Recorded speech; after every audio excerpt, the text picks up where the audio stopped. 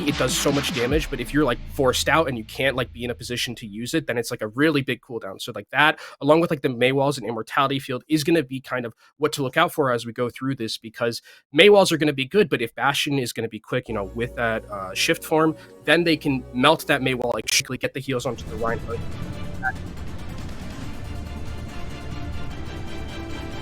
And now, taking a look at some of the hover, curious to see if it's going to be played out that way. As the seconds dwindle, we get that final confirmation. I would like to see Rocket on this Tracer too, because this map specifically, there are so many little avenues and choke points that you can just come out of nowhere, really.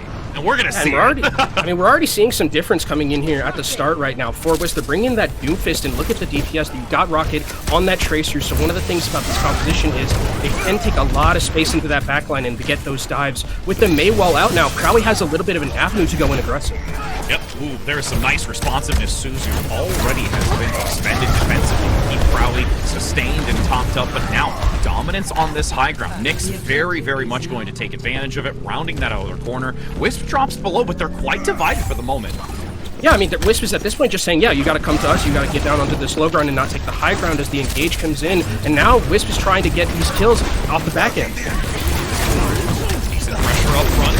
Though the reposition for Aiko makes it a lot more challenging. Crowley diving on top of him to put a lot of tension before they can recycle back, utilizing the center pillar. Crowley still taking a decent amount of shots, but is able to elude a lot of the damage before re-entry, but the Immortality Field beautifully tucked behind the center pillar, managing to prevent anyone from getting sightline onto it to deny that mitigation, with now Crowley popping the ult. Two are already down, and the damage is done here.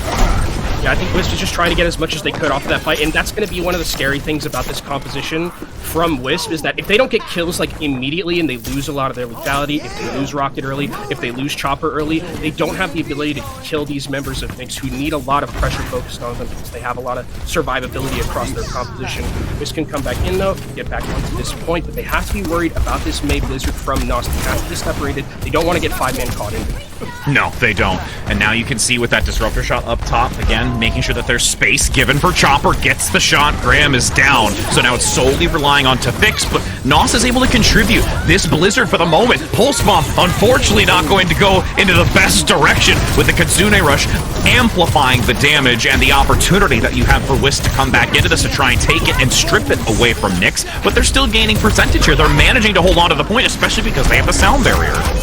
Yeah, the sound barrier going to cover, but a sound barrier comes back on the other side from Wisp, and this is just a really back and forth fight at the moment, but Nyx are the ones who have control in this situation. Crowley finds 2 off the back end, and this is Wisp going to come back into it.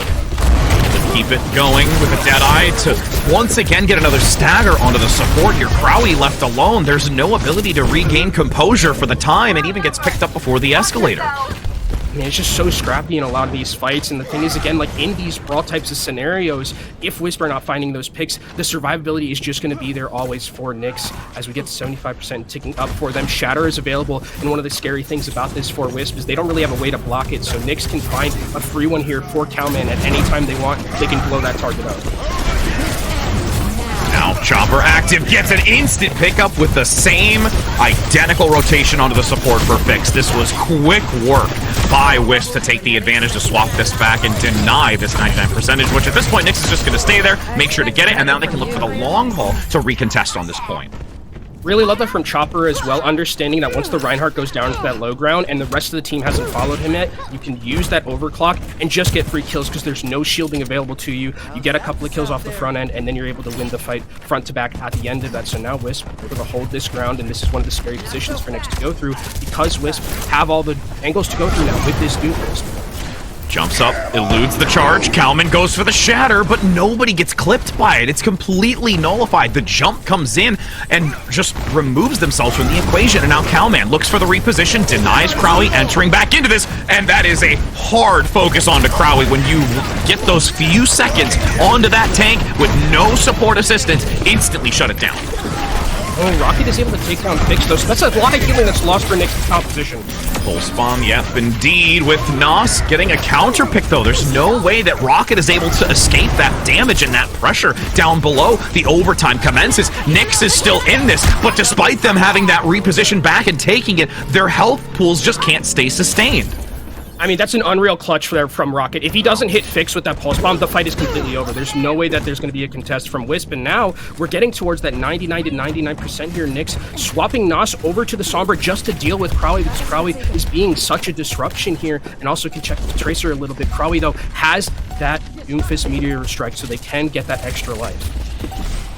Curious to see how this low ground is played by Nos to find a decent hack, chasing down Rocket with the low health. Can't quite re-enter into this fight just yet until they're topped up and have that recall at their disposal. 99 into the overtime, pressure onto the point. Chopper takes this side angle with the support play, but Nos gets a nice hack onto Chopper, able to reposition despite it, dashing forward. Rocket low, the chase down in the outskirts. Cowman gets the pickup, reconvening back to the position. Nyx down below has the dominance. Deadeye just waiting for Chopper to step out of line as the overclock becomes active. They need to drop down, doesn't quite get value because they do lose the support play at this long run. Deadeye down below. That is going to put a nail in the coffin here for Nyx to be able to take this first round. That was a really nice little wrinkle at the end there from Nos going on to that Sombra. Not only did they manage to hack out the Tracer so Cowman could get the kill, but Krawi just wasn't able to play the game, and also a fantastic sound barrier coming in from Graham at the end there. There was a flank that was coming in from Wisp, and the sound barrier saved Aiko's life and kept them alive throughout all of that. So really good clutch plays coming out from Nyx, and not like there weren't any from Wisp. I mean, that Pulse Bomb from Rocket we saw, they got a lot of value as well, and it's interesting that we're seeing these different dynamics and compositions, and that we're seeing these two teams have their own style of play that's working kind of edge on edge against each other. And as we transition into the second round, again, there are some significant differences when we take a look at points of entry, but there is still these numerous amount of channels that you can work through as we are going on to Icebreaker as the second round. Very, very forward positioning already by Nyx to try and round that back position over towards the engine room, but there was a subtle pause for the moment just before engagement, as we will instantly enter back into that to see if there's any value to be had around the back door. Oh, already the Kiriko is down right now for Wisp, so again, without that Kiriko, a lot of healing is lost, and this might be an opportunity where Wisp has to go for broke. Ooh, Aiko, unfortunately not able to escape the sightlines of Chopper, so it is a 1-for-1 now, but the presence is gained by Nyx and feeling confident to hold, but this re-engagement from Chopper, nice wall to deny the sightline, goes for the disruptor shot, but it's really not in the best of position, dropping down below to give just consistent applied damage onto that shield to deny its protection. The supports are low, waiting for that rise and fall from the Bastion. Fix eliminated, and now going to have this be swapped over as long as Wisp just focuses the remaining few. Nos, I mean, is able to get 2 off the back end of that. That might have been enough. Nos, I think, can clutch this alongside Aiko if they can just take down Krawi. Wow. Holds on for dear life. Yeah, I mean, Nos completely that. That's unreal that he was able to do that. He gets 2 off the back end. That fight looked completely doomed. And now the Blizzard is available as well. And I'm not sure Wisp know that Nos is going to have this because he's generated it so quickly in these fights. So they can just section out someone like Krawi. If Krawi gets too aggressive, they can throw down that Blizzard and just secure that kill easily. And they're going to hold this choke point specifically, seeing if they deviate down to the bottom right, which they do. A little bit of a wide angle coming in with Krawi and Rocket, but Krawi separated from the team and they can't get out fast enough, and the pulse bomb is instantly denied because of the cryo freeze. Yeah, I mean, it's again really well played. They know Krawi is going to go aggressive, and they have all the cards in their back pocket if you're Nyx in these scenarios. And with these elongated fights, again, they just need 5 everyone in these fights if they're going to be able to win them. The straggling fights cannot happen like this because it's just time that's being wasted, and Nyx are winning these fights also, Rich, without using ultimates. That's the biggest boon right now for them. Well, yeah, they're going to have 5 going into this if they can get a little bit more chip damage for both Aiko and Cowman. Krawi, again, as we said earlier, does have that ultimate to use, forces it to get out of the Blizzard, but that is an instant pickup once again onto the Kiriko. That is now the second time that we've seen it leading into these fights, and there's no way for Wisp to have sustainability, but now it's only 15% left. And I mean, right now, Wisp have to try and just make something happen in this fight, but the sound barrier is available on the other side for Nyx. They have the sustainability. Wisp need to get their support ultimates quickly here. Graham now going to rotate back to give assistance and mobility, but Cowman separated too far forward. A little bit of an over-aggressive position, and it's taken advantage of. Wisp now spending 2 ultimates to get themselves back onto this point for a position of dominance to swap it over. They're going to hold the remaining few. Rocket does go down in the exchange, but they still take this away and have another lifeline.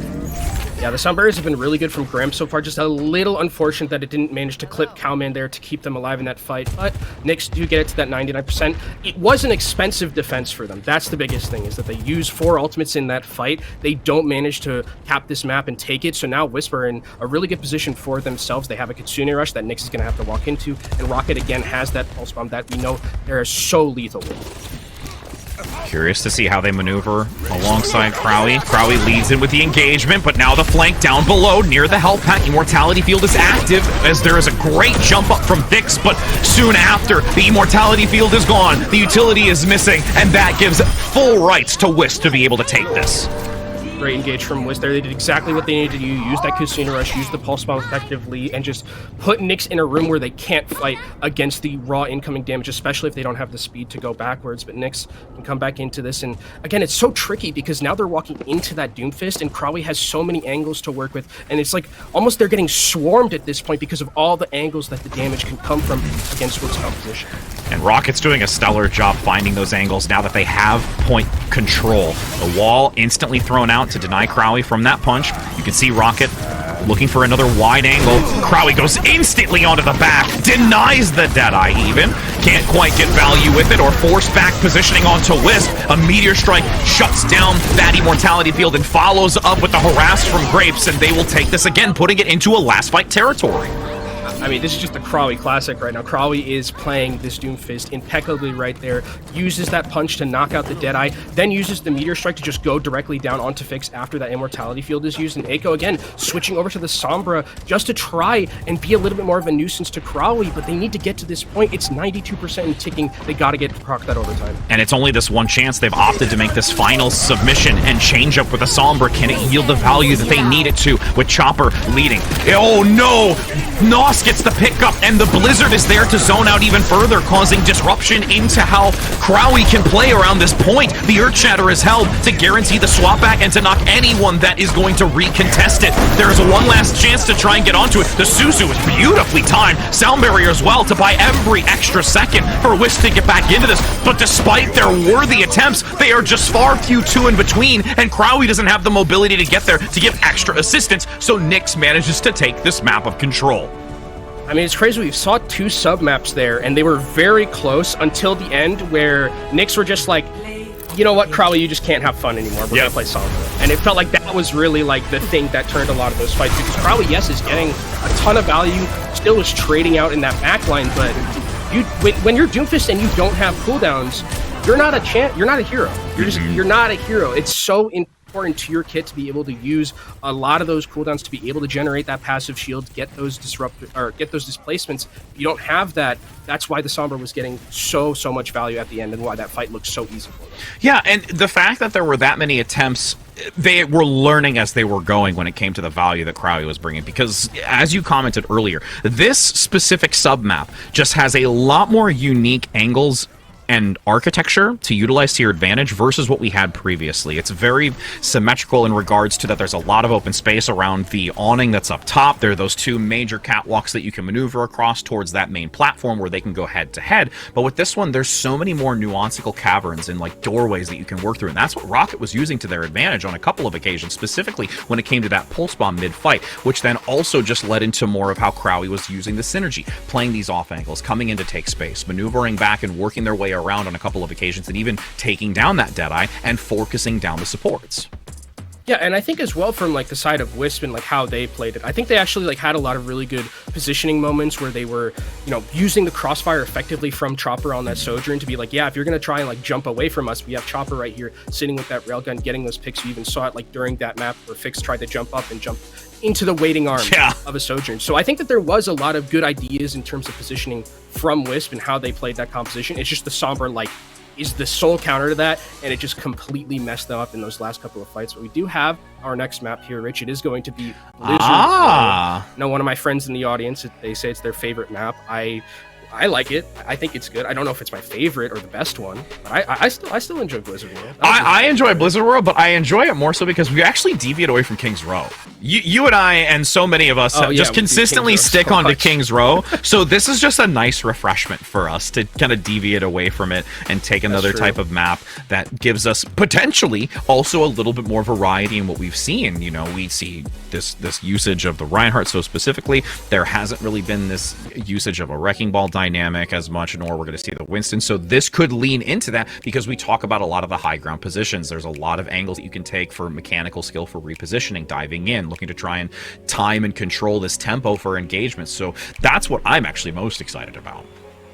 And I think as well, from coming into Blizzard World, I think this makes sense if you're Wisp here, because this is a map where Doomfist is pretty viable. Like, you have a lot of options to go through on high ground, a lot of dive angles to come through. I think you can play a little bit more of those long-range supports if you want to. I think Kiriko Lucio still works fine theoretically, because you like to have Kiriko TP with the Doomfist sometimes, get a lot of value that way. It works similarly somewhat to like how Wrecking Ball is played. So I think that this is a good decision from Wisp in particular to pick this map and then have that Doomfist, because Crawley is playing phenomenally well. It's just about the fact that, like, if they can get a lot of value with the Sombra there, because when the Sombra comes in, it's just like so much harder, right? You've gone from like a 2 out of 10 hardness to like a mythic like 1 to like a mythic like 20. Like, it's very difficult into how you play that matchup when the Sombra is on the table.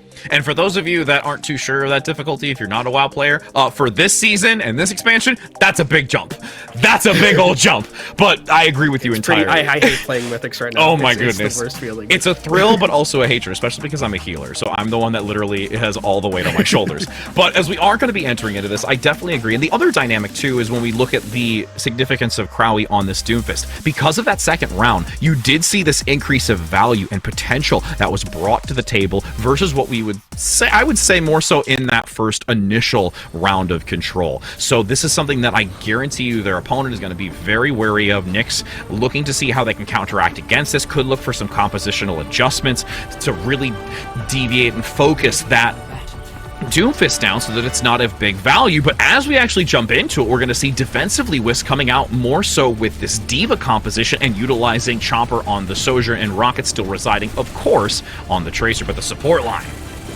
Yeah. Support line is interesting here that it's going to be the Zenyatta and the Ana instead of something like the Zenyatta break that we see a lot of. This can still work because you can play a little bit more split. If Nyx is going to be opting in to play that dive comp, you have these split, healers, so you can only dive onto one, right, in a lot of these scenarios, and you can peel for the other one on the other side. So that's something to look out for as well.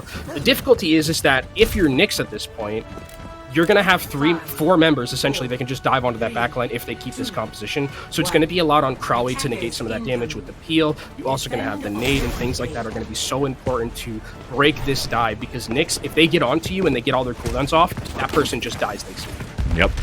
And I'm curious to see how this is going to divide out position-wise. You can see so many different angles being played. You have the high ground maintained, going to have Kalman look for the flanking rotation, diving in and instantly taking down the Zen play. What a beautifully timed, coordinated dive, shutting down any sort of assistance with that Discord Orb and a supportive healing. I mean, it was absolutely beautiful. And Graham traces it back out, so it's not over just yet. Grapes is still alive, but with Grapes down, that might be enough for them to take this point, because there are no healers. No, not at all. Defensively, this is a very challenging opportunity to recover from Rocket doing their damnedest to keep this going and alive, just to at least have an opportunity for those to come back from spawn, specifically the Zen play, which was so early in that engagement, and they actually stifle Nyx on their attack. I mean, they did trade out. I mean, there were a couple of kills at the back end of that really made that scrappy, but I thought that once the healers were down, that was that. But Nyx have those respawn advantage here, and they can get back to this point much, much sooner, and there's a tick going over. Rocket ready to dive down from up top to keep it contested, making sure that they deny that third and final tick, but Rocket no longer has their defenses, much more vulnerable, but with the regroup from Crowley and that defense matrix taking those initial shots, it gives a window of opportunity for Rocket to be able to gain 2. Rocket is playing so well right now, and they're actually going to be able to take down the Tracer on the other side as well on Echo. And this is the thing about this Tracer matchup that's going to be so nice for Rocket in this scenario. Rocket has the benefit of having not only Zenyatta Harmony Orb, but also the Discord Orb onto any other target, so he can pump out so much damage, and Nyx doesn't have that. Nyx doesn't have the ability to pocket their Tracer the way that Rocket is going to be pocketed in this scenario and helped out in these scenarios. So Echo has a little bit much of a harder job to do, but EMP is coming into this next fight These support ultimates are going to be big from Wisp. Can they get them in time? Oh no, and you unfortunately lose the Zen play again. Great Bionade to attempt to counter, but there's already both supports eliminated. This is going to be done and dusted as Nyx continues to focus the remaining two, capture this point, and transition into the street space. Yeah, and this is just Overwatch being a game of like millimeters, seconds, anything like that, because they were so close on Wisp spends from getting those support ultimates available to them to be able to potentially stifle this incoming damage from the EMP, but they will have them for this next round, so you can throw that nano boost onto the D.Va, get a lot of value that way. Nyx don't really have a lot to work with here. They're going to have a pulse bomb soon and a sound barrier, but that's not going to be enough to deal with that incoming damage from that D.Va if Ram is not going to have that sound barrier in time. We'll see if they can generate it for this engagement. Nice dislodge for the moment. Attempting to take that high ground position, but Crowley still sustaining. Isn't having to waver away from it, especially with the assistance of Chopper. 5 ultimates online here for Wisp, and they need to figure out which is going to be best utilized to take advantage of this. And honestly, Cowman can't really get up there to dislodge them from this high ground position, and they keep putting in damage. Yeah, this is a lot of the value of D.Va, where you have this ability to play these high grounds, use those boosters to get in and out as much as you want, where Doomfist can't really do that on demand as much as D.Va can here. 5 ultimates here for Wisp in this next fight, but the cart is still being pushed forward by Nyx. Echo fixated for the pulse bomb. Hack comes in onto the D.Va, playing defensively. Once the boosters are available, looks to reposition, and it gets knocked back. Disruptor shot onto the cart, so nobody from Nyx can stay close enough to it, and this high ground position from Chopper is becoming devastating for Nyx as they have to bail out of it. Back comes the monster Chopper, but it's not going to matter too much. I think this fight is completely done and dusted, and this high ground positioning is going to be so difficult for Nyx to deal with if they don't get these dives, especially with the positioning that we see from Wisp here, where they're so far away, right? And one of the things about these Sombra and Doomfist compositions is you have to do a lot of setup, right? You need to get in the perfect position, you know, have your blinks, have your Sombra in the right position, and then you can execute that dive. But now with Transcendence as well, coming in from that Zenyatta, you're going to be able to negate that damage if the dive comes in and survive a little bit longer. And there's the aggression. Kitsune Rush pushing them forward to claim dominance, and they, once again, when they have their target to focus, they instantly pounce on it. And now it's just the long run, later portion of these fights that they now have to refine. Unfortunately, they lose Kalman here, making it extremely challenging to try and recover on another character or another person, and they shut down even Eiko in this instance. Yeah, and I think really right now this has been good defense from Wisp in these scenarios where, yes, they're losing singular members in a lot of these fights, but they're not, like, collapsing. That's the biggest thing, is if you collapse against a composition like this in Nyx, that's what they want. They want to have these really brawled out type of fights, but if you can stay as a unit and stay together and stay clean, you can win against these engages coming in from Nyx. It's going to be a little bit more difficult now because Nyx have that EMP, and there's nothing from which to deal with it, and also the Zenyatta is dead. Yep, you've lost it once again. Pulse bomb active, but gets the meteor strike to negate the pulse from Rocket, so now has to look to compete against this payload for the moment, while the rest of the comp just continues to crumble. Nyx takes advantage of it, and Rocket at that point was really just to anchor that payload. And that's when you just have to take on the chin if you're Wisp there, and now they're going to swap up their support line because it is just so vulnerable, right? You have to play nigh imperfectly almost to be able to deal with the 3 dives that are coming in here, so they're going to try and match a little bit, still keeping that Sombra. And against Crowley, I mean, you still have that hack, so that's going to be something Crowley has to deal with. Hack. Beautifully timed right on entry. No ability to escape, but the damage isn't as consistent. The Suzu keeps Crowley alive with the disengage, but that causes a lot of space away from the payload. Crowley's still not topped up just yet, so that gives a window of opportunity up top for a counterattack. This offensive onto Graham is so significant that they deny the mobility, but Fix is still present. Eiko dives onto the back, attempting to get this elimination, but a quick swift step maneuvers them away, and now the fixation onto that target is no longer accessible, and even the Kitsune Rush is committed. The Kitsune Rush should be able to clean this up. It's getting so low that it doesn't matter. All the heals that are being pumped in as well. And what I really love that Nyx is doing right here is that target selection, right? Even though we're seeing a swap in, you know, the supports coming in from Wisp, they're continuing to just like focus down those supports because they know that they have a little bit of an advantage with that Sombra, right? If the supports aren't there to heal Crowley and he's hacked, he dies. He just dies because there isn't that ability to give him that Suzu, give him those heals, or give him some sort of amp. So I really like what Nyx is doing in a lot of these scenarios. Wisp coming back though have a Kitsune Rush of their own, and they have 3 other ultimates to combo with it. Almost fine. The flank from Eiko. diving in. As long as they get that coverage, they manage to get the assistance from that sound barrier. Chopper just pumping shot after shot to burn through the protective shielding and the health bar onto Kalman and manage to deny them any further damage.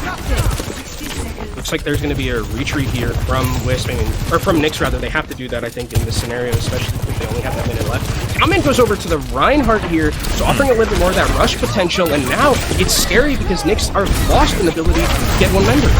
Oh, there's so much applied pressure onto Nyx right now. Graham can't survive with Chopper pummeling them consistently. Fixes also low. Everyone's health values just not being able to get topped up since there is this emphasis on the support line because they're too far forward. And this is going to be last fight territory here for Nyx. I love the decision as well from WISP to go aggressively, just trying to take as much time off the clock. So now, when Nyx are going to be able to cap here, they're only going to have 0 seconds, and that might be an extra life for WISP to get themselves back into this. But they don't have any ultimates to work with besides Rocket, who's been super clutch with these pulse pump support, but they're going up against an EMP. Oh, the hack in the back. Able to get some decent damage onto it, but not the execution until shortly after the EMP. Multiple members are clipped by it, and that is a huge opening that is given and granted by Nyx. They even have the Junker Queen to have this very high tempo type of finish. Respawns are going to be here from WISP, so they will be able to just get back onto this cart. Rocket still has that pulse bomb in hand, but so does Echo.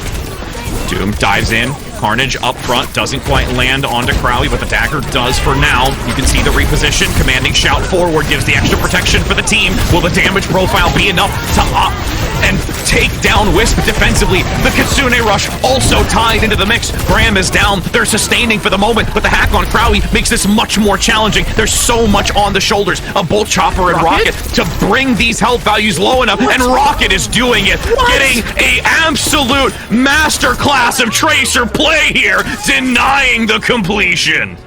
Rocket kills 5 at the end there through a Kitsune Rush as well. That is unreal. We talked about it, Rich. How good Rocket is at Tracer, and if this is a meta where Tracer can be played, Rocket can have these moments where they can just 1v5. Like, that was an unreal clutch from Rocket during that fight, taking down the specific members. As soon as Fix was dead, it felt like the fight was over. Really, really well played from WISP, or from Rocket and from WISP, the entirety of the way that they played that defense, because the survivability was good.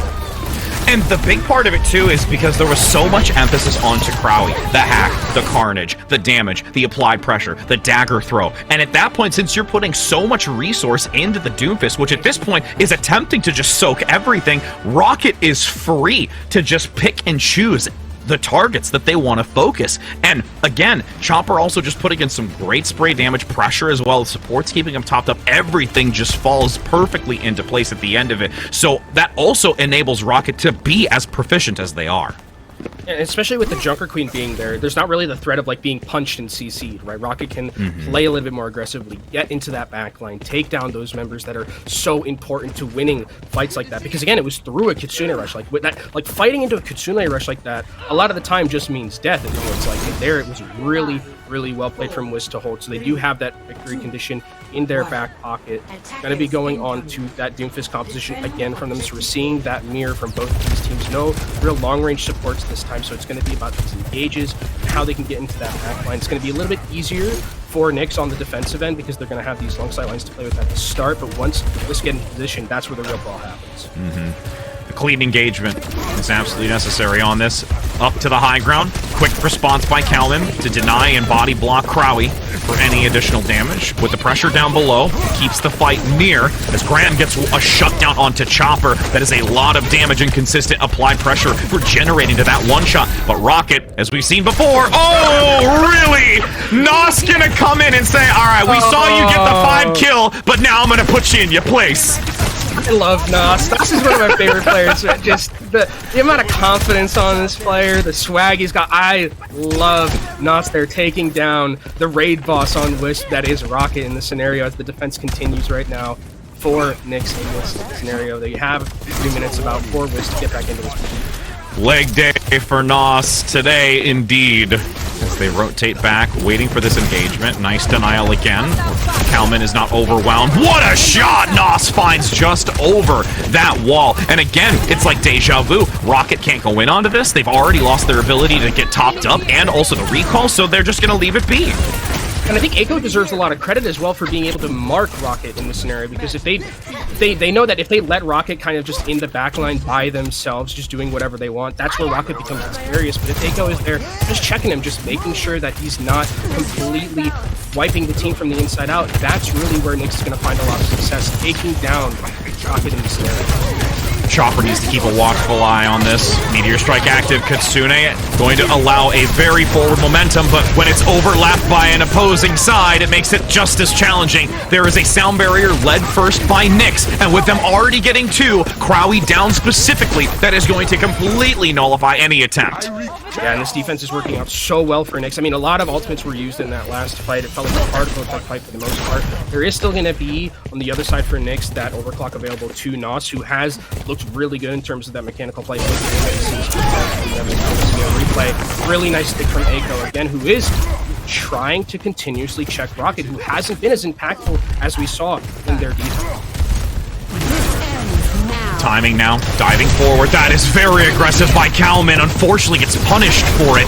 Rocket right there, and even this positioning as well with the overclock. They were attempting to follow up with Kalman, but it's just too aggressive, and Wisp takes full advantage of it. Now they just have to focus down the remaining supports. Graham unable to escape, and this is going to be an instant follow-up with a swift step to allow them to get out. Yeah, I think Kalman just got a little bit too big for his britches there. I don't suspect Nyx is going to try and contest. I mean, they potentially can. No, they're going to just leave that one. They don't have the members available to themselves. But they can just hold close here because those respawns are available. And this is a really good place to hold, especially if you're a Doomfist competition where walking through this choke is a big deal. But Echo gets melted by the Kiriko, but it's traded back. Losing the support, so you don't have that utility to get some extra assistance or harass even onto Nos for the moment, looking for that regroup of 5. Playing towards the doorway. Kalman, again, going very aggressive, but still has the support up top, so they're managing to escape with their lives. Deacon so low, and here comes the overclock.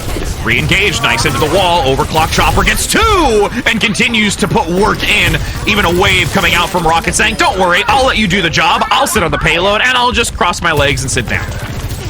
Wisp are now going to have some momentum going forward through this second point here. They are going to have that Kitsune Rush available to them as well, and they also have control of the high ground, which is the biggest deal, right? It's going to be them holding these angles. Chopper is going to have a lot of good angles to work with as well. So once that engage comes in from Nyx on this defensive end, they have that ability to just walk back and disengage if it gets too spicy.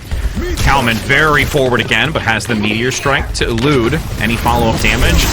Chasing down Chopper, gets close, but what a nice stun for the moment. And Chopper left vulnerable in the back. Again, very aggressive play, distant from Nyx, and that's just going to once again give Wisp an opportunity to reach this checkpoint.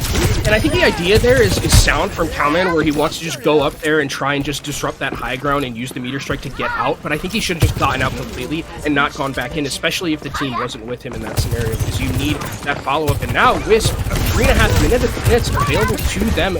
They just need to basically complete this map, and they're going to be 1-1 even Stevens as we go into our third map here. And look at what they have to work with. Senior Rush, and Crowley has his extra life. And you do have it used by Nyx, and Wisp is just easily able to disengage. They have no need for concern here, and now they've got 4 ultimates to work to re-enter.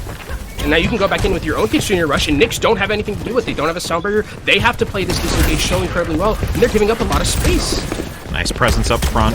Kalman playing a lot more close to the squad as there is the Kitsune Rush.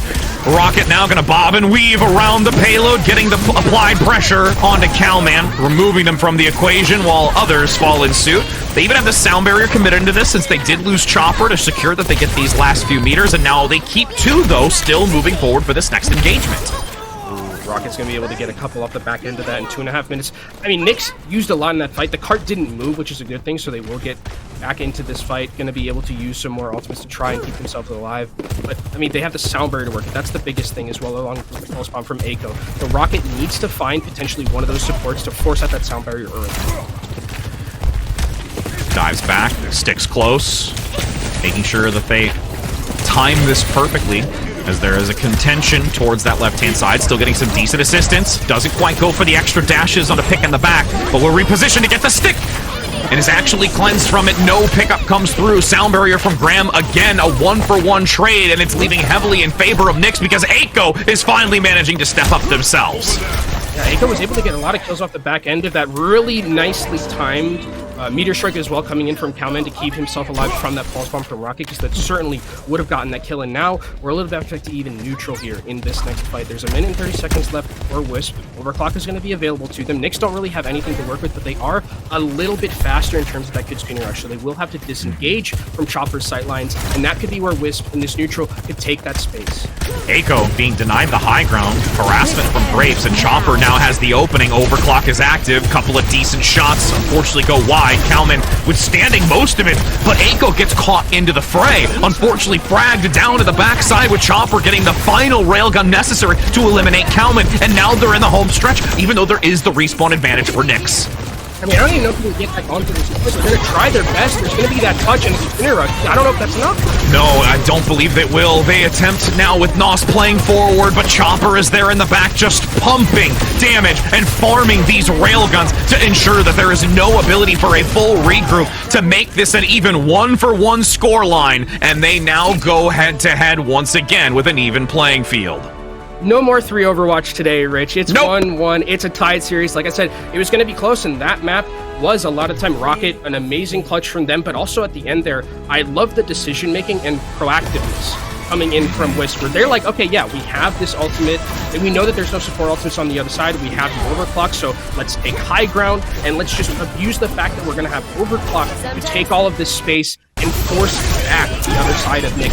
Nyx, you never want to be hitting SP in that situation. Like, you want to be able to potentially get back in and counter, but against Overclock and with how well Chopper is playing, you have to respect that, and really well, good understanding from Wisp in that scenario. Yeah, and now that we take a look at a little bit of a different perspective, not on a map of control, a lot of these different channels that Rocket's able to find significant play, and also just their ability to match a lot of what Nyx is having. It seemed that there was this overcommits on a lot of ultimate economy, and even when we talk about the Kitsune rush a little later on the return side, where Wisp is attacking, there's ultimates that are forced out where they can easily disengage. You don't have to spend or commit anything, and that's the biggest value that you can gain out of this.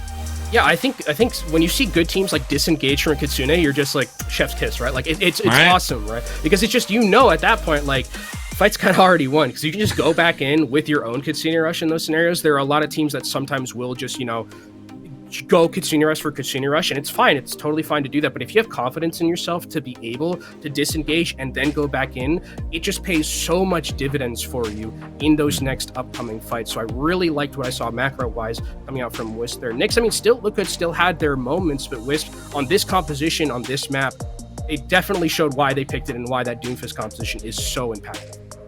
And the thing that I hear whenever that happens for a clean disengage is, haha, I wait. And then you go back. It's just this lovely patience. But, you know, we're going to have a little bit of patience right now as we're going to be heading to a short break before getting into our next map. So don't go anywhere, friends. We've got an even score line. We may look to see a fifth map as we typically do at Nyx, but we'll find out after the short break.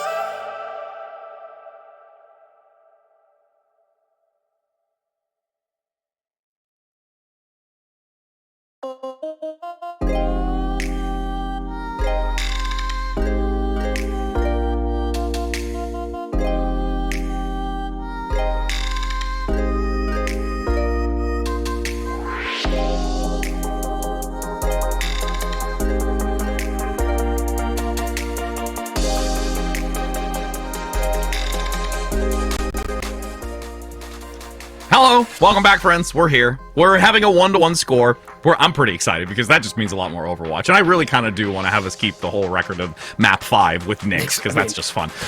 They did go 3-2 against Gambit, so it still does track. But we do have our next map, Rich, and it is a new one. I know. The Shambali Monastery, which is interesting in terms of like how we're going to see these two compositions play, because we saw like a lot of the Doomfist play, and I wonder if it's going to be as viable on a map like this, because it's a lot more open, right? We see a lot more of that poke style, long range sight lines. Things like that are going to be really important, and there's not as much high ground to kind of play around in geometry for Doomfist to get those engagements. It's very like linear in terms of a map. So I wonder how it's going to affect Wisp's playstyle, and if they're going to be keeping on that Doom.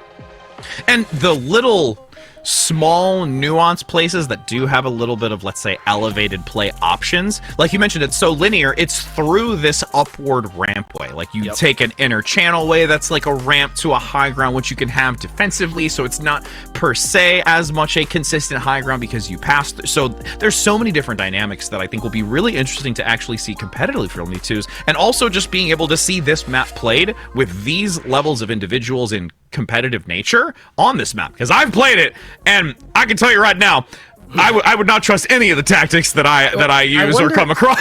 I wonder, like, do we see like Ramatra? Because like Ramatra could be potentially like a poke option on a map like this. Ryan is still very impactful on maps like this as well, because it is enclosed in a lot of those areas. So we'll have to see like what these two teams opt into, and if we see like the long range, because one of the things about like the first point in particular is that like you have to walk through almost a shooting gallery lane to get to like to move that cart forward. And then you can just have your Ash, your Sojourn just parked on top of that high ground that's just facing right down that alleyway, and it is so annoying to play against. Obviously,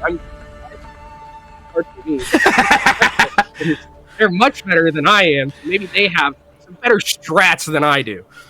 Well, and even when you like deviate away from that, you're talking about that long gauntlet that they have to work through. The side door that we're panning through right now into the open and the one on the opposing side are very easily read. Like, you can see and cover those angles quite well and not really forfeit much of your positioning and angles. So that's the part that I'm most interested to see how they're going to work around this, is we can at least take a look at the composition from the defensive side, where we're going to see Kalman coming out on the Sigma, and we know it's the signature from, granted, it's not Queen Street, but Circuit Royale. Fact that, or Circuit Royale, that's right, the Circuit Royale, that now we get to see it in its prime on this map to see if it does share the same level of consistency. This is special here, the Sigma. If you don't know about Cowman, I mean, we've all heard about the Cowman Tracer, but the Cowman Sigma, it's on a completely different level. Cowman is so adept at this hero, and I think it'll probably act a lot like it did when they were playing on Circuit Royale, where you have Cowman as this bastion in the front, being able to cause so much chaos. And the thing about it with Wisp composition, I expect this Lucio to be changed back to a Zenyatta. So the thing about Wisp composition against what we're seeing from Nyx is that the backline has to be so incredibly careful of Cowman, because if they walk up a little bit too slowly, or like walk up like too aggressively into Cowman, Cowman can just one-shot the supports, right? There's not really anything that they can do. So Krawi has to kind of babysit a little bit. The supports have to play a little bit back in terms of just that positioning, because you have to respect the incoming damage that Sigma can do to you if you are a Zen, if you are an Ana, because realistically, like, what do?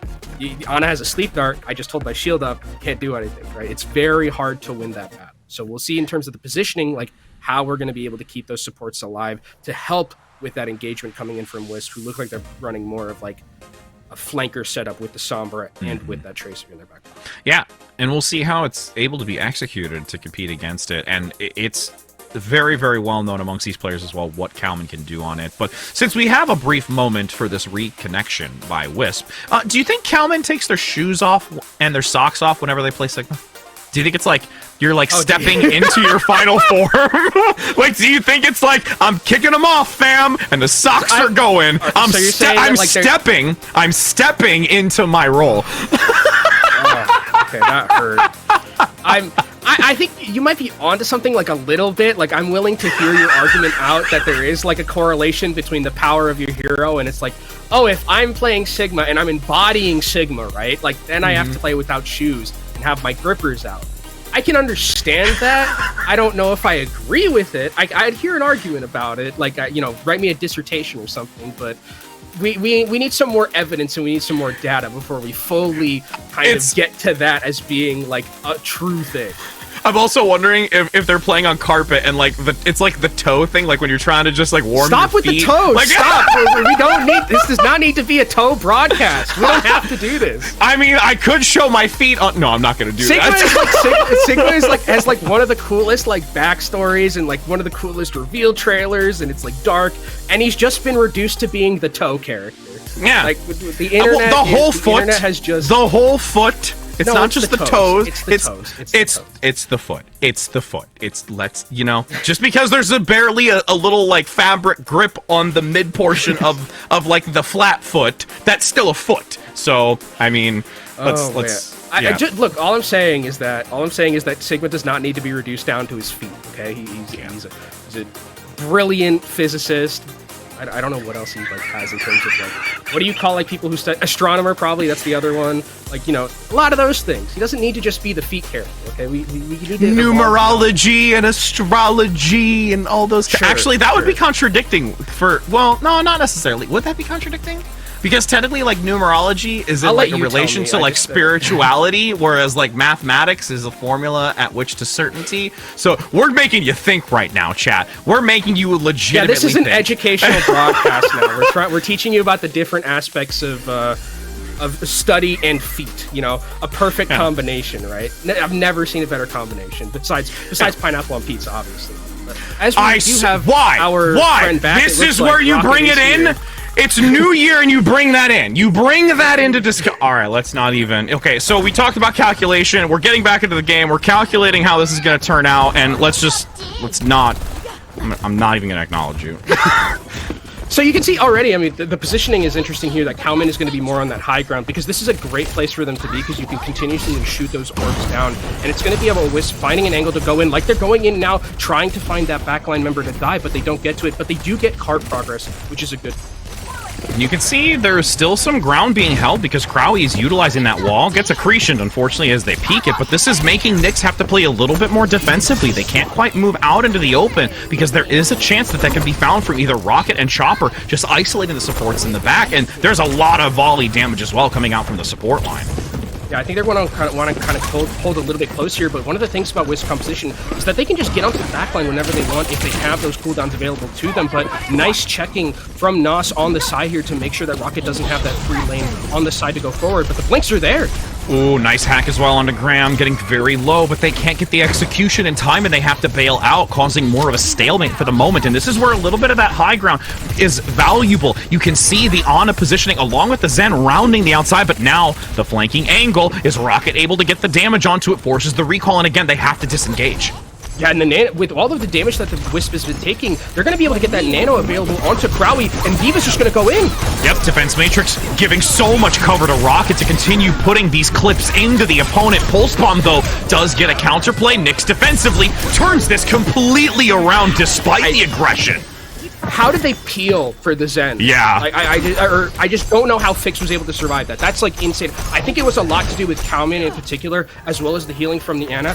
Cowman's shielding and kinetic grasp kept the Zen alive throughout all of that, which is absolutely insane. Like, Fix is dead here. There's no reason for him to be alive, but Cowman is right there, the savior, and then Nos on the back end with the kill onto the Ana. The fight's just over, and now Nyx have everything to play for with their ultimate combo. Looking back onto the fight, though, aggression forward, Pulse Bomb gets two! Eiko is too close to Fix, and that will guarantee that they can just cycle back to the payload, look to focus down Cowman, and reach this checkpoint. Cowman's just going to buy as much time as possible, though, to maybe get one last recontest. I mean, ultimate economy means diddly squat if Rocket's just going to come and hit you with two pulse, like a 2K on a Pulse Bomb. And that's something that, again, we've seen throughout this series in particular, but through the history of Rocket as a player, the ability to hit those clutch Pulse Bombs and win fights from a disadvantage is something Rocket is so adept at because of the mechanical skill that he has on this hero. There dies to a volley from Fix. Sometimes that happens, but now Wisp can go forward, and they have an EMP still in their back pocket, so we're going to need to see Fix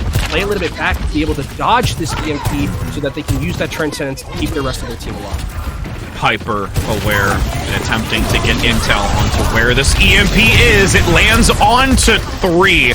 Fix is blown up. You can see in the kill feed all the assistance that goes into removing them from the equation, and now it's going to just be one after another falling, and even losing the self-destruct, though, since there is some decent damage, and Aiko's actually still putting quite a bit of pressure onto the opposing side.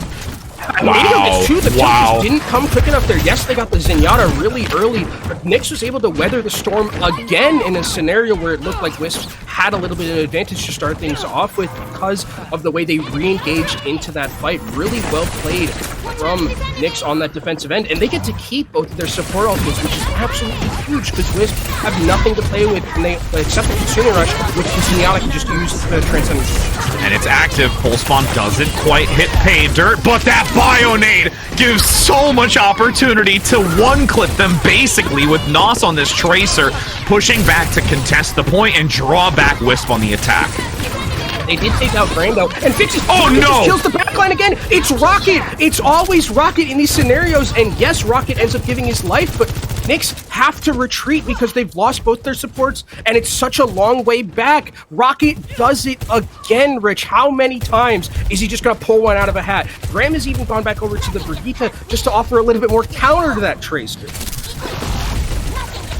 Now with only a few meters left to go as they round this corner to see if they can stifle the value that Rocket has consistently brought into these engagements, they instantly look to keep track of them. Nos still focusing on the front line here, not really looking to harass or cause disruption to this angle that Rocket is taking up by the stairway until they recall back. Crowley still maintaining it and waiting for this window to move out into the open space to take advantage. Chopper just gonna throttle now that they've got the sound barrier. It even takes an off angle here to collapse onto Fix in the back. Everyone dives in sync, and they will once again cause a massive blunder to Nyx.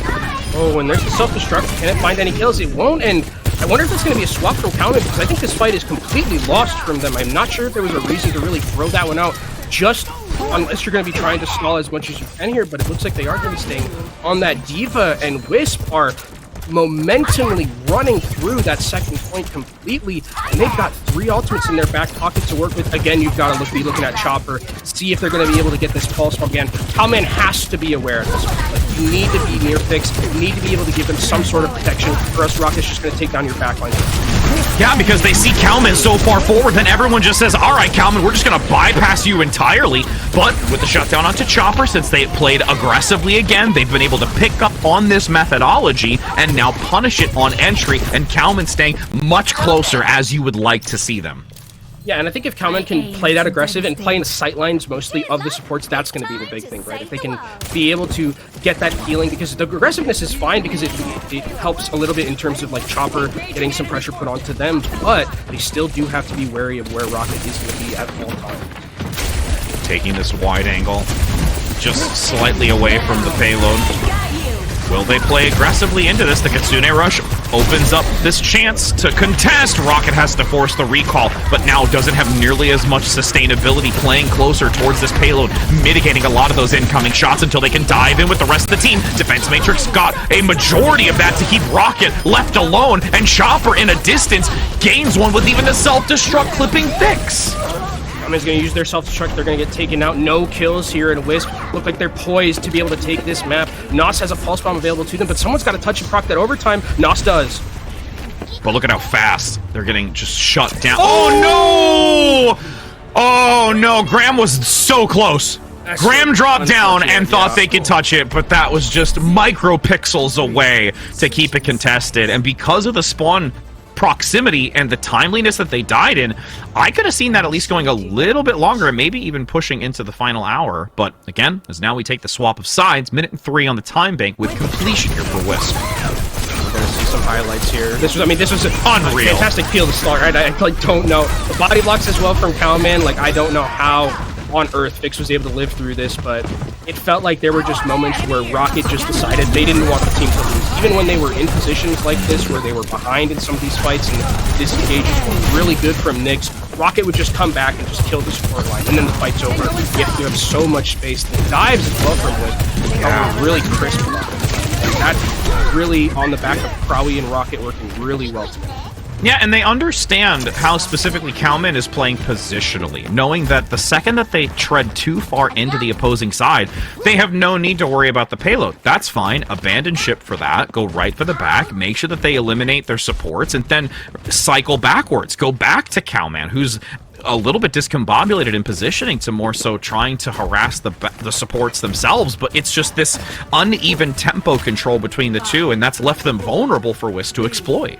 And we'll see if we do see a little bit of change in terms of that, like how Cowman is going to be positioning, and also we'll see if we see any changes in how Tracer battle is going to go, because it was NOS beforehand going on. Now it's Eiko back on that Tracer battle, and Eiko has done a relatively okay job of being able to stifle Rocket in some of these scenarios, and NOS, we know them to be a very good Sojourn, so I think this is a nice swap from them, change things up, help them a little bit in these 1v1s, because I mean, look at how much space already Wisp's had to give up. Now Wisp playing a little bit more closer towards this corner, attempting to not lose any more space than they have with that payload push. Cowman gets quite a bit onto Rocket, but still is able to stick close to the supports. Now with the re-entry, NOS gets throttled and has to retreat. Can't stick any closer, especially with the Disruptor shot blocking that escape route towards that left-hand side, and look for a re-engagement, but they don't have the mech here just yet. Yeah, I mean, this is going to be a lot of time that they're going to take here for Nyx to get back into this mech, and I wonder if Wisp is going to go a little bit aggressive here before that mech comes back. Diving in, Disruptor shot, blocking that center pathway, as Eiko looks for a flanking angle and just runs the clock even more. Love that decision as well. Like, they know that Cowman is just trying to get back into this mech, and they're really, like, fiending for it, right? And if they're in a position where they can just get run on by the Tracer and by the D.Va, you take that kill, reset them back to spawn, and that's more time taken off the clock. It's already been a minute and a half. Rocket goes towards that post bomb. Eiko gets very low. I think that's 8 by a deny there. We'll see as Wisp have a defensive advantage as well with their Kitsune rush. Maneuvering through that choke point underneath. Vix doesn't have it to counter, and their ability to disengage isn't as clean. They get away at the start, but now there is just so much forward momentum from Wisp that they're going to take every inch of it. I mean, there's not really a lot of places to go. It's simply back to spawn, either by you walking or by the kills being taken from Wisp here, who are looking immaculate on this defensive end right now. Chopper's going to also have that overclock available to them, so Nyx are going to have to respect this damage as they come in with the Kitsune rush. And we'll see how Wisp responds to it. Up front and down the center, Rocket plays in the wings. Everyone just beautifully leaves that. Wisp gives the distance and are just going to come back in. They're going to go back in. No harm, no foul, really. They give up a lot of positioning, but this is a nice corner to hold, even if you are losing all that space beforehand. And you can see Rocket fixated onto Eiko. Gets out the recall back to the high ground. Pulse bomb waiting to be tossed.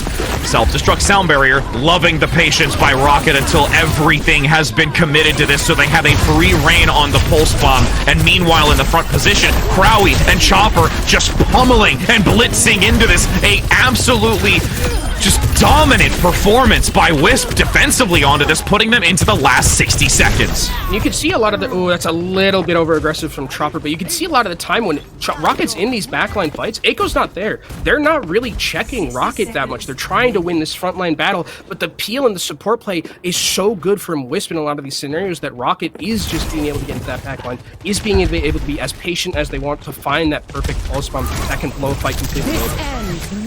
Cowman jumps forward, gets blocked slightly by the payload before re-entering. Sound barrier gives a lot of space for Wisp to use, feeling absolutely comfortable on this engagement, and now puts it to a final fight territory for Nyx.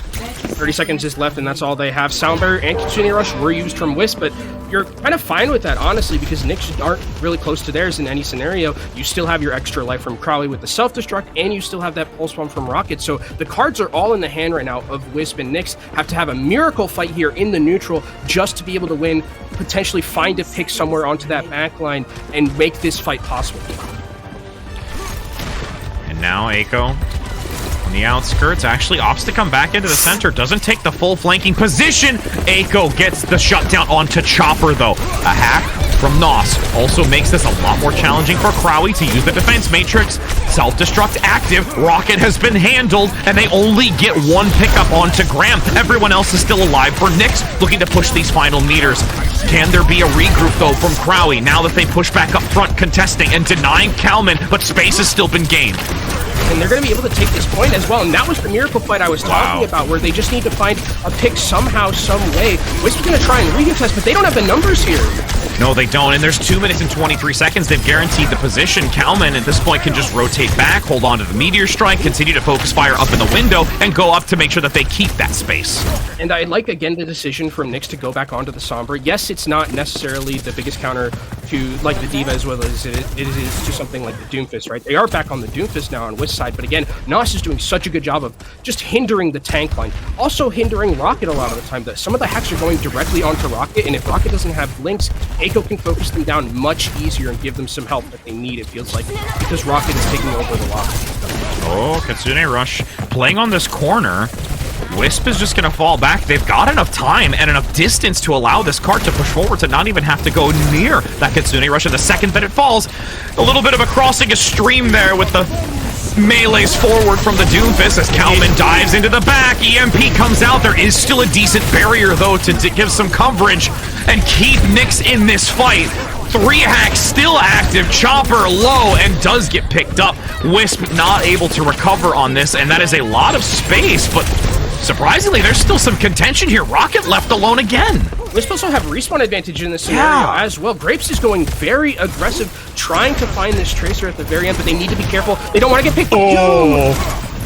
Comes up into the window and shuts down the support, and now this is, with 60 seconds again, is a desperate place for Nyx. Luckily, Wisp, though, have a Kitsune Rush in their back pocket here. This disengage from Nyx has to be perfect. They need to save that speed amp to get back around that corner. They don't want to get completely blown up by this Kitsune. Active. Can the retreat happen fast enough? They've got the time, but do they have the swiftness and the diligence to get out? They are not able to make it clean. Health values low. Crowy shuts down their counterpart and looking for blood. Wisp is now not needing to be overzealous as the pulse bomb comes in but doesn't get the pick. Eiko still applying pressure. Meteor Strike should be used defensively to get out and make sure that they can recover. 19 seconds is all that's left. They gotta get to the point here. Nyx had a miracle fight before. Can they make another one happen? They have a Kitsune Rush this time to work with, but they're walking into the arms of Chopper, who's got that overclock. And even gonna play this high ground. Graham play. Looks for a shot onto Graham. Doesn't grab it. Disruptor shot into the window. Now with the Kitsune Rush, takes a flank. Is going aggro onto Kalman. And even seeing if they can find anyone else in their sightlines. But it's not an easy pick. There's so much attention to detail on the back line, but they can't land the shots. Chopper is coming up short. Nos and them have the rest of the advantage until Chopper lands a shot. Can they come in with 4 meters? Sound barrier buys the time.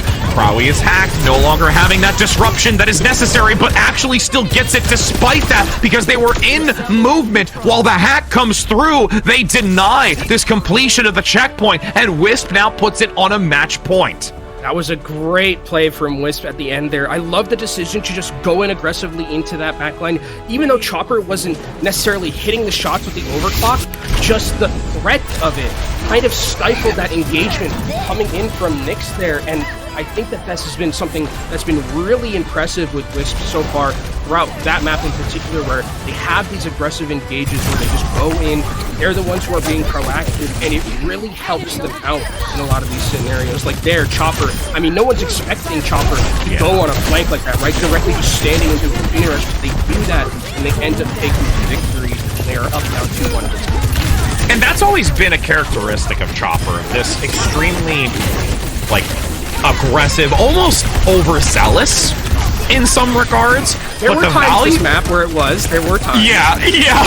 But again, it's playing and shredding this fine line of where it's yielding value despite it being such a high risk, high reward. And in moments like that, again, even when it was low value on the actual executions, you're absolutely right when it causes drastic deviation from where the focus needs to be for the team composition.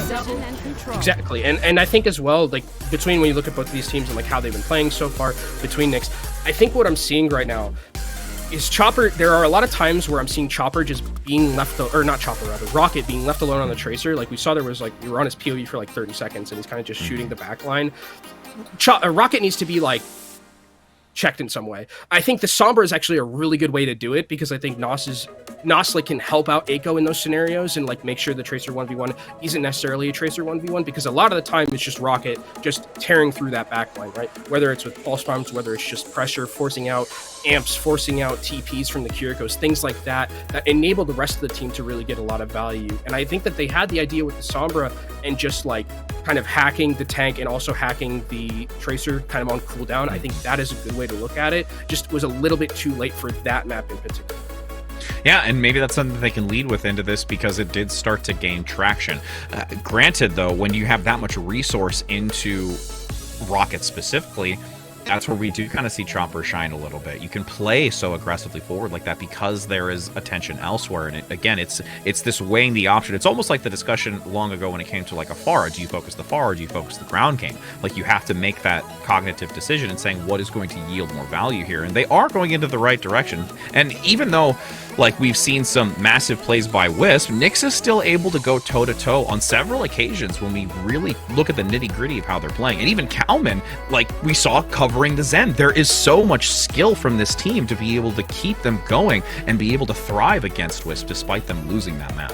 Yeah, it is really back and forth, and one of the things I think Wisp was doing so well, you know, on that map in particular, was the momentum, right? They were held a little bit on first, and then once they like instantly got those momentum picks from like Chopper, they rolled through second, they rolled through third. They were having a really good time just kind of like putting their pedal to the metal and not really giving a chance for Nyx to get back into that unless there was something like an ultimate barrage that really came in their way. But at that point, you're fine with it because you're like, okay, you've used like 5 ultimates to stop us. Now we can just go in and we have an ultimate advantage. And we know that. And they've been, even going back to like when we saw on Hollywood, for instance, where they like had that moment where Chopper has the advantage with that overclock. They go in and just create that space with the sightlines. I think that, again, they have an understanding of like how to press that advantage as hard as they can against Nyx, who doesn't have the resources to deal with it. There's also, just to take a little bit of a side note to just coordination and like the positioning aspect of it, I'm really impressed with the disengages that we're having for these Kitsune rushes. Yes, because they've not really been overlapping. There has been some distance between gaining and accruing that ultimate to utilize, and because there is such a great responsiveness to that, it is making some of these fights really prolong a lot of that time. You wait it out, and there is a great reaction to it from both teams, which is something to commend them with, because as you commented, and many of us do, that when you see the Kitsune rush, if you stay in that, you're 9 times out of 10 dead.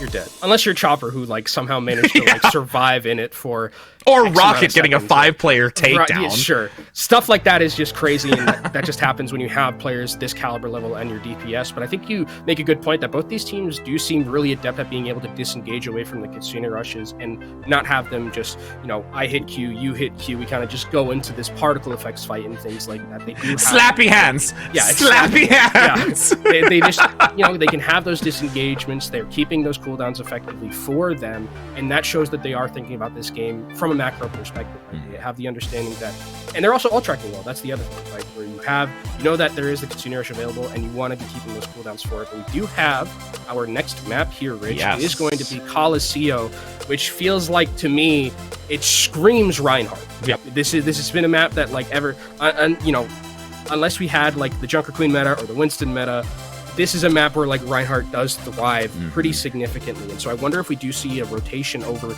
to something like that, because we did see in World Cup trials, Kalman and Nos, when they were on their team, they played a lot of like those line rush composition, and they were very good at it. So I wonder if that's something that we do end up seeing from this team, and do we see Wisp swap it up at all? Because like they seem to be very comfortable playing that like the Tracer Doomfist competition. I think that seems to be their bread and butter.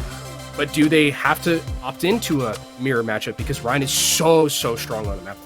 And that could be the ace in the hole, and maybe also something where, because we didn't actually get to see the match prior from Nyx, where they did go into this map 5. So this could be maybe a similar tactic in how they're playing, is leading into this Doomfist. They're looking to opt and see what kind of value that can bring. Same thing with the Diva, and going into maps now that might be a lot more formidable onto this Reinhardt, which is what we actually got to see a lot more in these 2 previous matches earlier today. This could be a pivot point in seeing how Wisp is going to be able to adapt to those types of changes. We did talk a little bit with some teams, and it feels like There is a part of this meta though where it's very much like player driven, where it's like if my player can play this, like we'll play this type of composition. Like Kindred, for instance, is like the one where it's like Kindred, I want to play Rhine. The rest of the team plays Rhine, and that's kind of how this feels also like, because you have Krawi, who's a very phenomenal, diva, very phenomenal Doomfist as well. Cowman on the other side has grown into playing a lot more than just the standard off tanks that we know them for back in Overwatch 1, who have a little bit more versatility, it feels like, in this matchup in particular. But Cowman does have a Rhine now, and it is pretty good. It did win that Overwatch World Cup, or the Overwatch World Cup trials that we talked about for the USA a little bit ago, so it is something that WISP probably know is coming, especially on this map in particular. And if these do get locked in, compositionally, between the two of them, it is very different in how this is going to play leading up to this push map, and I am going to be watching heavily on NOS and their utility of this wall, the defenses, blocking, and even Eiko trying to find these close type of encounters, especially with the magnetic grenade. But the thing about Wisp composition is that you have a lot of long-range sightlines here, and you also have mobility from your tank, which is good, because if at this point you don't want to be caught out on the supports at any point, right? If the supports get caught out, the fight is completely over, so you bring out an on his end, play a little bit more long range. You have an Ashe as well who can poke from a distance. Takes down Fix. Wow. That's just, I don't know how that happened, but no immortality field is forced, and this is the thing, the poke get a lot of value here. And you can see Graham hit by the Bionade. That guarantees that they have to fall back. With only them being there as the support, there's no way that you can compete against Wisp and have to look for a solid regroup. I think this is really smart, again, from Wisp and how they're playing this. They know that there's going to be the rush on the other side, so they play a lot of those long-range sight lines, and Nyx are going to have to use a ton of cooldowns just to try and get to that backline, and if they try and wall the Diva can just boost her out. Rocket very quickly on to Fix, but there is some beautiful coverage and assistance by Eiko, and now once you see the second pickup onto the support line, this now instantly shifts in weight, and the muscles coming through from Nyx. Yeah, if Eiko can do a little bit of that, NOS as well, if they can get those picks on those flankers, it's going to make things so much easier for them, because now Nyx are the one in control, and they can hold a little bit in terms of those sight lines and not let Wisp just free farm from wherever they are. Look at Kalman being aggressive, just trying to get into the face of that Zenyatta as the cart continues to push. The wall even blocks the window, so there isn't any positioning from Chopper, and then once it falls, instantly resets up there. This two-prong attack, more so from the upper high ground on the right stairways, and then Rocket dropping down below to stick alongside Crowley, attempting to swarm from two positions onto Nyx. The amplification matrix gives a window for extra damage, but the pulse bomb lands onto two. Rocket denies them any extra damage, and this is a wonderful demonstration of retaliation by Wisp. Great positioning as well from them. They know that Nyx have to kind of go towards the high ground, and they have to continue pushing the cart as well. They can't just take it for free. This pulse bomb from Rocket, I mean, perfect. I mean, there's no other word for it than just absolutely perfect from Rocket. Again, Wisp are going to gain control back of this cart, and they will be pushing it forward. There might be a recontest from Nyx in time before they switch the lead over, which they will be able to get back onto this, and the Blizzard is available. But Chopper on the flank with the Bob. Could look to try and get the pickup onto Fix. Unaware of it. Yep, couple of shots. No idea. Bob now comes in from the high ground, right onto Kalman. The shield has to be forced. There's going to be so much damage pumped into it. Free firing from Bob. They're putting attention into Bob because they need to deny it, but they can't kill it fast enough. This is unreal how much value it's brought with that flanking position from Chopper. That was so smart from Chopper. I mean, the wrinkles in the brain on this Wisp team is so smart. They're going into the backline knowing that some of the members, like the Lucio, like the Baptiste, are going to be a little bit behind the rest of the team. You flank by yourself as Chopper, get a couple of dynamites down, get the Bob down as well, force out that immortality, and there's nothing to save Cowman in that scenario. Now they've taken the lead. Attempting to try and find the best angle to play on this as the bot maneuvers underneath the archway. Utilizing a small truck down there to keep cover. It's really interesting how they're going to work through this positioning, though. Nyx is playing very reserved, waiting to try and find the value. Wall separates over by the archway, so the supports don't have the easiest of sightlines, but the nano boost comes in, and a shatter lands onto Crowley down below. Can't quite get out of this blizzard, which is beautifully timed and placed with Nyx. They take down that specifically, but Eiko is also lost in the mix. I mean, but it goes down, and look at what Nyx had to commit just to win that fight, and they still got progress on Wisp's side. Yes, they might die in the process on the way back here, but Nyx had to commit a lot just to win that one singular fight. Chopper's still in the back. Nos is going to get taken down, and Wisp are in a great position to come back and recontest this, and they're going to have control of a really nice high ground as well to be able to really stifle this Nyx going forward. And the best part of this, too, is they've almost gotten it back to a neutral position. Like, they're basically there. They're holding it here because they're waiting for the rest of the team to come back into this. So as long as Crowley doesn't overstay their welcome, and there's some assistance by Rocket in the back, which is working beautifully, they've lost the Immortality Field and even committed the Amplification Matrix, which realistically does not have maximum sightlines here.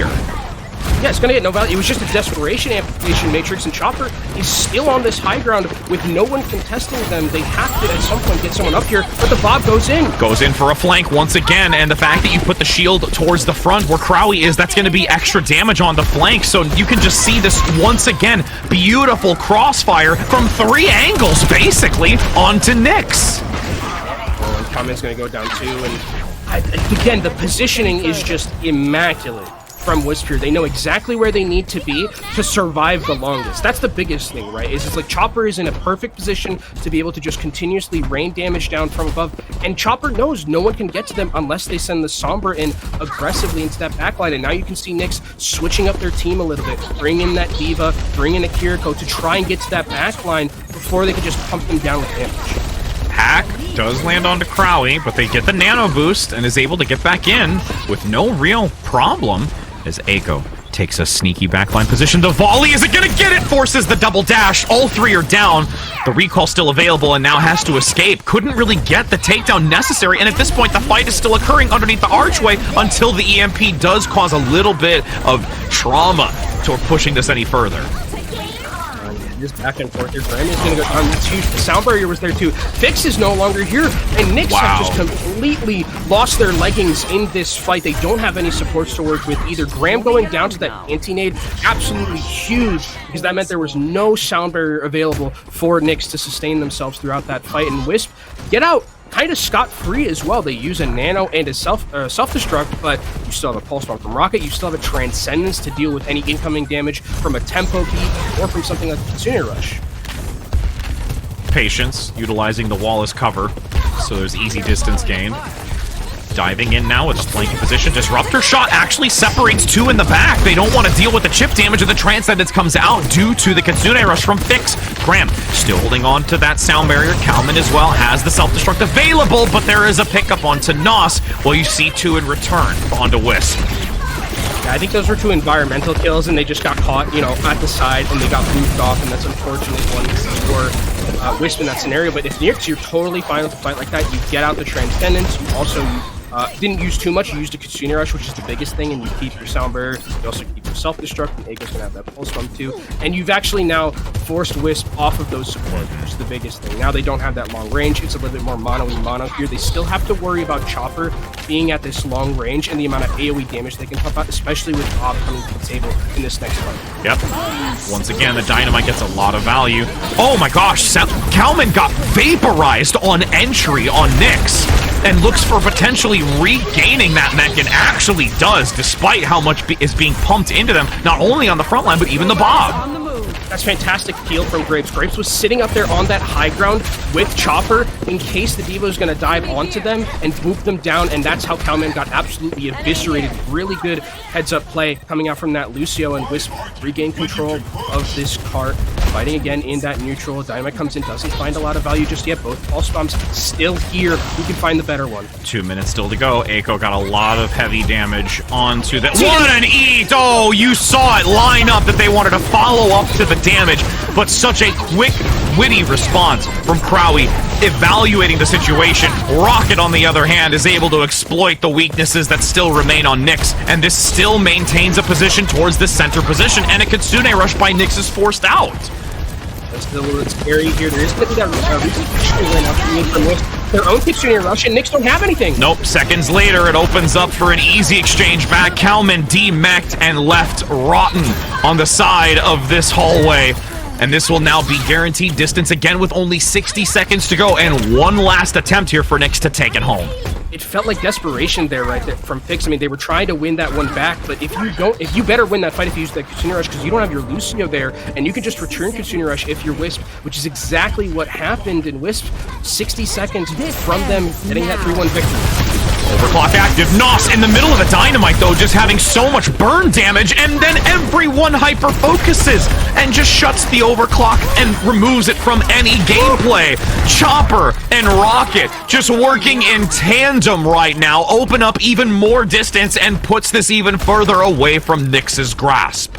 And this is looking like it's a little bit done and dusted here. Fix is on the that is very close from Chopper. They almost went down. Chopper needs heal. Someone needs to, heal Chopper. They're going to have Bob, and that's going to make this a 65. Fix down below. What a couple of stellar shots on both Rocket and Chopper, but unfortunately can't quite find the elimination.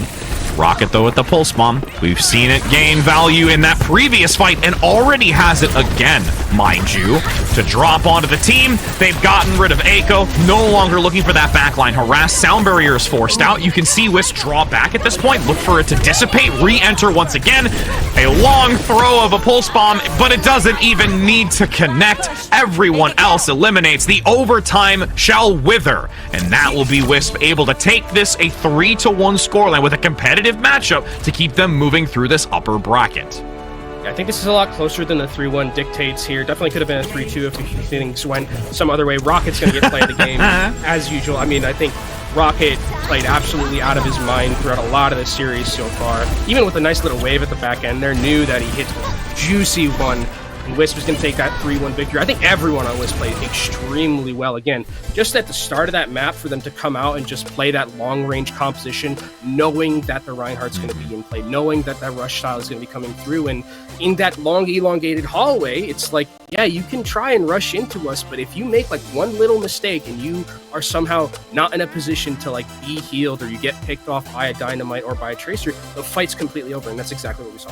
Yeah, and I'm okay with having Wisp take this one. I mean, Nyx fought valiantly, black and orange being my flavored colors. Of course, I'm going to match with their logo, so I'm all for it. But with the way that we've seen them play, and again, competitively, it really, really was closer than the 3-1, and I'm really looking forward to seeing how they continue to maneuver through this upper bracket, and also see how Nyx is going to fend in that lower bracket, because again, they do still get a redemption opportunity over the course of the next few days that are leading into the weekend. But before we actually talk any further about that, we're going to hear a few words from Wisp, so we're going to head to a short break. Don't go anywhere, because we're curious to see how they're